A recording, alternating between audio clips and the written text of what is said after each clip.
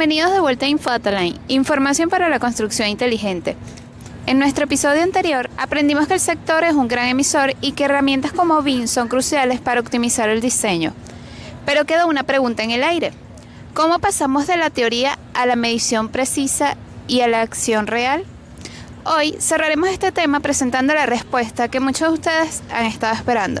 Le doy la bienvenida al ingeniero Leonardo Mata para hablar sobre cómo DataLine está realizando la estimación de la huella de carbono en proyectos de construcción.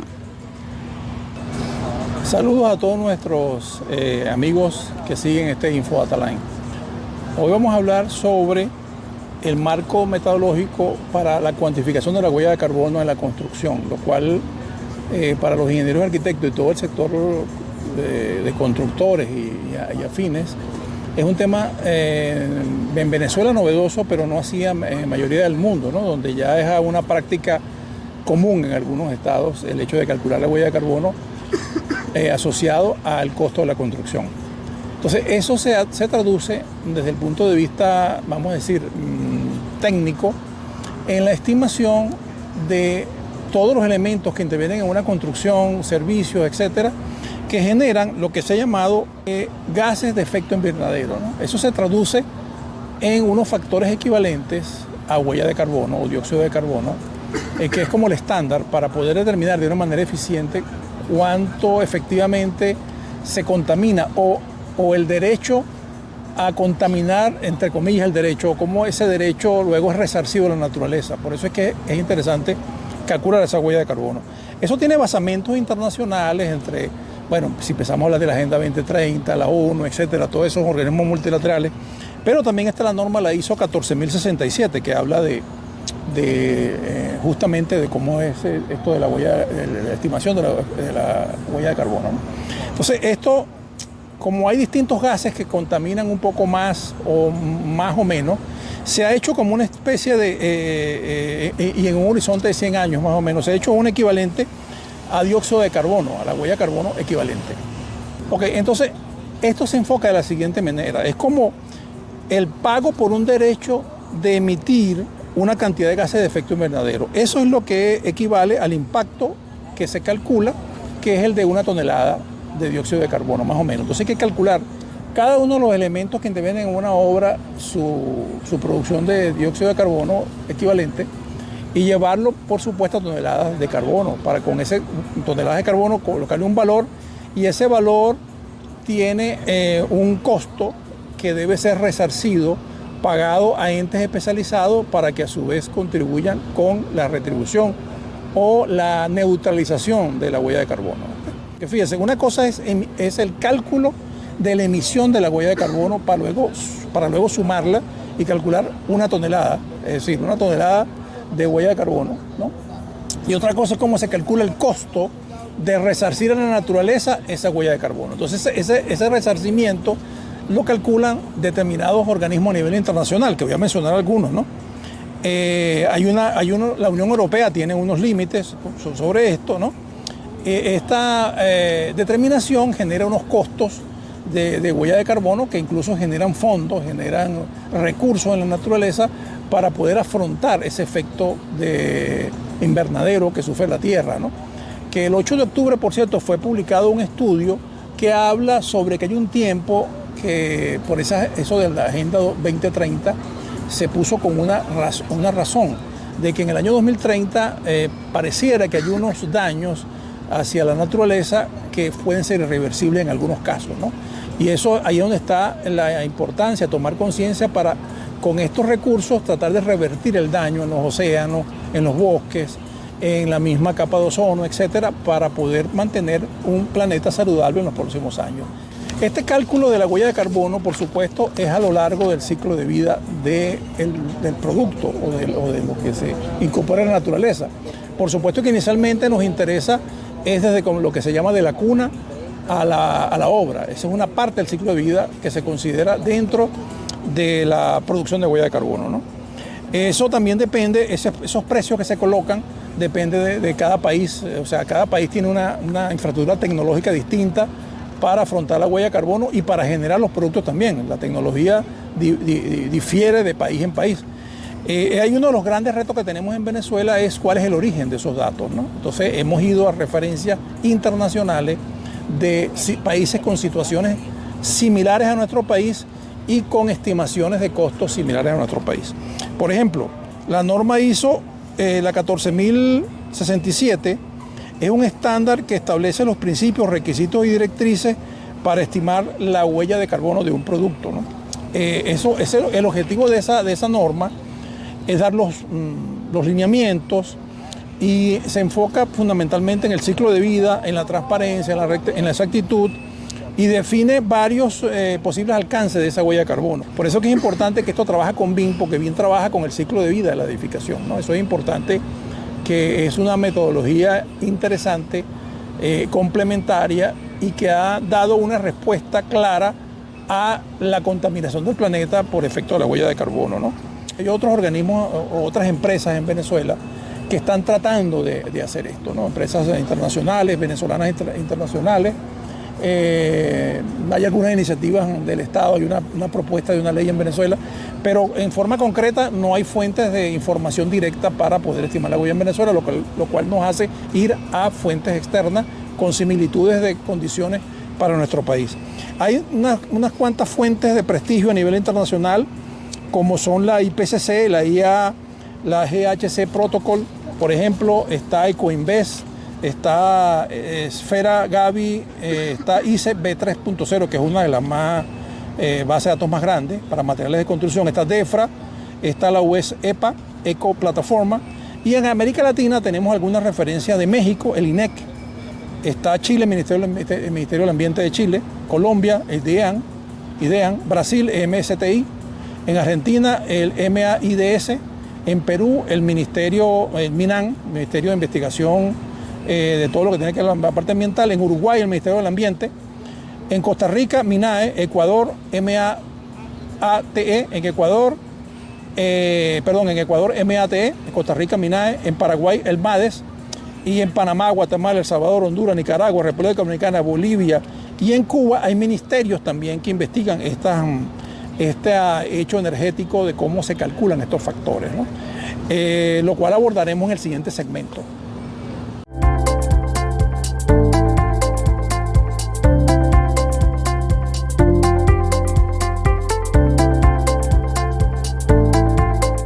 Ok, fíjense, en cuanto a los precios de la tonelada de huella de carbono, hay distintos organismos, me voy a referir a algunos, que publican valores que son creíbles a nivel internacional, ¿no? Lo que es el costo de una tonelada de CO2 equivalente, ¿no? Por ejemplo, la Unión Europea, son datos del 2025, la sitúa en el sistema de comercio de emisiones de la Unión Europea en aproximadamente en 75 euros, $81 aproximadamente. El Reino Unido, que fue producto tras el Brexit, tiene un valor bajo de 65 y alto de bajo de 55 y alto de 65 euros. Suiza anda alrededor de los $130 del cálculo. En California y Quebec, alrededor de los $42 promedio. En Washington, $58. En Uruguay, $160 la tonelada. En China, $15. Y en México, un valor bajo, más o menos entre 15 y alto de $25. Y Chile tiene una especie de precio bajo y diseñado para introducir este tema a nivel de la construcción de $5 por tonelada. Según la Comisión de Altos Estudios que sigue el Acuerdo de París, menciona que para que esto sea sostenible, los precios de la huella de carbono debe estar alrededor de entre 50 y $100 la tonelada para el año 2030. Esto más o menos es lo que tiene que ver con el costo de emitir una huella de carbono. Ahora vamos a hablar de esos factores de emisión, que es lo que emite todos los productos que se generan, y particularmente vamos a hablar del sector construcción. Fíjense, esta parte vamos a hablar de los materiales de construcción. Hay tres elementos que conforman un análisis de precio de cualquier partida o elemento que se vaya a construir, que son los materiales, los equipos y la mano de obra, ¿verdad? En cuanto a los materiales, existen entes que calculan la emisión equivalente de huella de carbono. Por ejemplo, fíjese, el concreto o hormigón, como se llama en otros países, emite alrededor de 275 kilos de CO2 por cada metro cúbico. El acero de refuerzo ronda los 2,15 kilos de CO2 y así sucesivamente. Y hay tablas muy bien hechas, depende del organismo que lo publique. Algún día en Venezuela fabricarán una tabla de estas de acuerdo a las características de la industria nacional para poder determinar cuál es la producción de esta huella de carbono. Entonces, para los materiales tenemos una serie de estimaciones, ¿verdad? Y para los equipos, como vemos es en el fondo que suena un taladro, para ese taladro se estima los kilowatt hora de ese taladro, ¿ok?, que consumiría en energía y se multiplicaría por el número de horas que se usa. Entonces, para los equipos tenemos una metodología distinta que para los materiales. Para los materiales se calcula la huella de carbono desde la cuna, de la producción, hasta la parte del ciclo de vida que implica la construcción. Y por supuesto que hay que atenuar la huella de carbono que viene después de esa, cuando el bien entra en funcionamiento y se llega hasta su fin de su ciclo de vida útil, ¿no? Entonces, hay listados, como les decía, y esto forma parte, hoy mismo estamos terminando ya, que se va a presentar en este congreso que vamos a realizar nosotros, que lo invitamos en noviembre. Vamos a presentar, yo diría, no sé si se ha presentado antes, pero una de las primeras veces que se presenta en Venezuela un presupuesto de huella de carbono de la construcción de una vivienda de interés social. ¿Cuántas toneladas de carbono implicaría la construcción en Venezuela o adaptado a Venezuela lo más posible de una huella de carbono, de una tonelada de huella, las toneladas de huella de carbono que implica la construcción? Entonces, esto es para los materiales. Entonces, estamos claros que cada material emite una cantidad de kilogramos de CO2 equivalente, ¿no? Y por supuesto es por unidad, si es por kilo, por metro cuadrado, por litro o galón de combustible. El yeso, todo lo que quiere, por ejemplo, las tuberías de PVC, todos esos materiales que es como nosotros, en vez de hacer un cómputo métrico solamente de materiales, haríamos un cómputo métrico de huella de carbono. Es importante una cosa sobre este tema, ¿ves?, que es el tema de la estimación de la huella en función de la cantidad de materiales que se incorporan a la obra, ¿no? ¿Okay? E incluso ustedes ven que tenemos una obra en el fondo, ¿no? Hay personas en la obra, ¿verdad? Ahora ustedes dirán, ¿cómo se calcula la huella de carbono de las personas? Bueno, la huella de carbono de las personas también se calcula, pero no por su actividad humana, porque se supone que formamos parte de ese ciclo de vida y no se consideraría igual que los árboles, ¿no? No se consideran. Los árboles son, por contrario, generan huella de carbono negativa. Por eso es que la madera en algunos países europeos se está considerando como incorporarla a la construcción porque tiene huella de carbono negativa. Por supuesto que tiene una huella de carbono negativa porque consume carbono a lo largo de su vida, pero podría ser neutralizada por la cantidad de industrialización que requiere colocarla como producto para la venta o para construcción. Entonces, las personas que trabajan en una construcción, se les calcula la huella de carbono es por movilización, porque generan una movilización para poder llegar a los sitios de trabajo. Entonces, hay una estandarización para considerar el tema de los trabajadores que intervienen. Por ejemplo, el soldador, el maestro de obra que tiene un vehículo y se moviliza en toda la obra. Eso generan una huella de carbono. Pero el principal factor de generación de huella de carbono es indiscutiblemente el de los materiales, ¿no? Y por supuesto, acompañado de los equipos.